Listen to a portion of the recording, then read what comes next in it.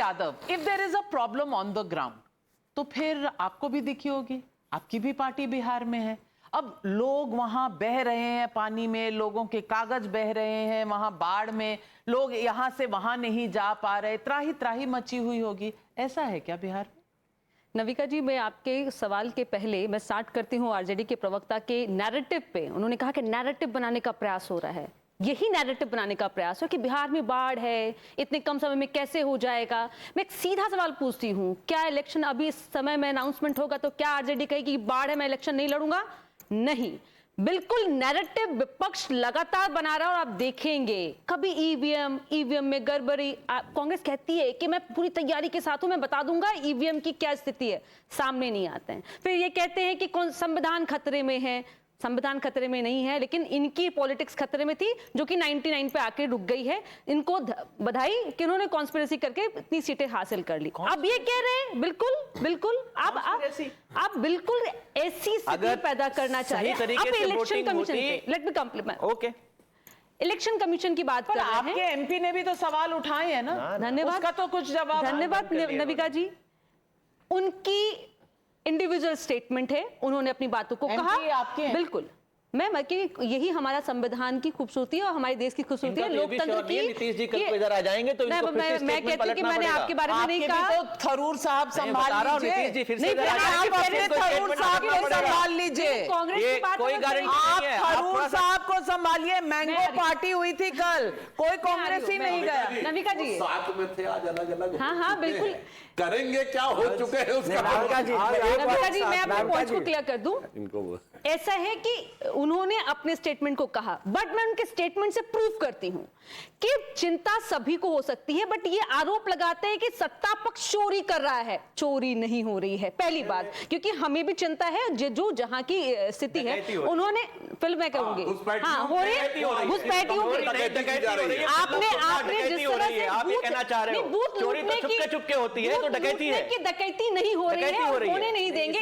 बिल्कुल डकैती हो रही है, बिल्कुल डकैती हो रही है। आरजेडी बिल्कुल कंफर्टेबल हो गया। क्या what is your objection to her statement? Navika ji, first him then Navika ji, Sudhanshu ji ने कहा कि भाई एक सेकंड, सुधांशु जी ने कहा कि घुसपैठिया आ गए बिहार में।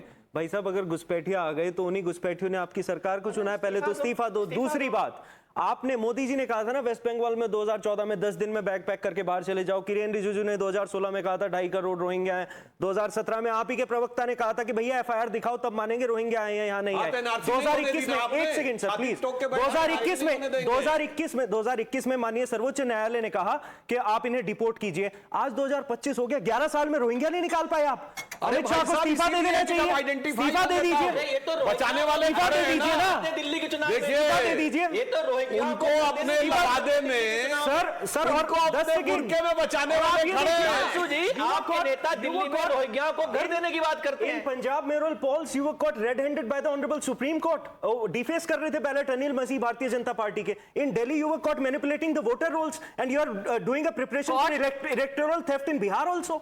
After doing a summary revision till January 2025, what was the urgency? 5 महीने में क्या जरूरत पड़ी सर? आप अपना सवाल ऐड कर दीजिए, सुधांशु जवाब दे। सुधांशु जी से पर मैं आऊंगा, पहले अनुप्रिया जी पर मैं एक टेक ऑन कर दूं कि देखिए आप अभी तो यहाँ से उधर से डिफेंड कर रही हैं, आपका कोई भरोसा नहीं कि आप इधर से कहीं मतलब 1-2 महीना में इधर आ जाए। आप लोगों का भी भरोसा नहीं, कौन कहां चला जाएगा। फ्री मूवमेंट है। अनुप्रिया जी कब इधर आ जाइएगा, बिल्कुल कोई गारंटी नहीं है। और सब सुधांशु जी अकेले पड़ जाएंगे बिहार में। श्याम जी, आपकी चिंता मैं समझ सकती हूँ। 30 साल में सुधांशु सत्ता की, that is your best argument. Well, you know, it has nothing to do with why the parliament is being disrupted. But Sudhanshu ji, please respond. My question. Add कर लीजिए। हाँ, आप बोल रहे हैं there are 25% more Aadhaar card compared to number of people or number of citizens. What is this comparison? हमने citizen count कब किए? ये आधार कार्ड जो बार-बार बोल लो 25% यहाँ ज्यादा, 24% यहाँ ज्यादा, अगेंस्ट व्हाट डेटा? पढ़े लिखे व्यक्ति को तो कम से कम ऐसा सवाल आप बताइए ना, हमने सेंसस कब कराया?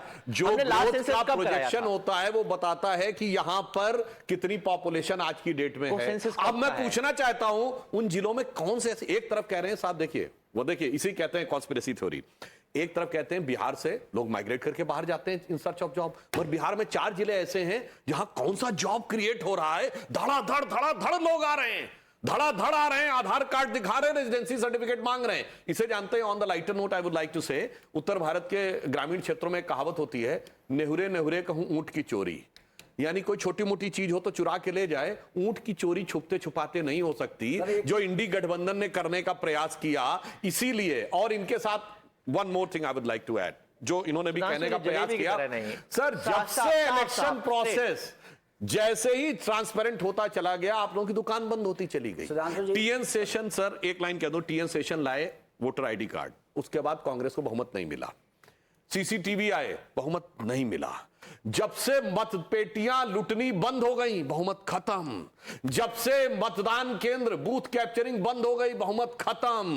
बंगाल को छोड़ के जब से बिहार में हिंसा, चुनावी हिंसा खत्म हो गई, बहुमत खत्म। क्या बताएं, बड़ी समस्या है। और जब से साक्षरता दर 50% से ऊपर हुई है, बीजेपी की सरकारें आने का दौर शुरू हुआ है, कांग्रेस की सरकारों का दौर खत्म। Well, ladies and gentlemen, completely out of time, but is the opposition actually making a mockery of democracy and the Constitution?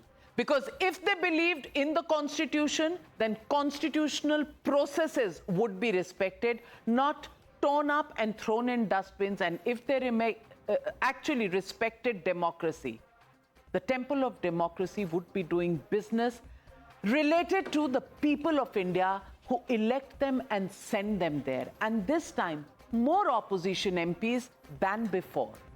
But are they doing their democratic duty? Or is this only about political posturing so as to have an insurance of future politics? That is the real question.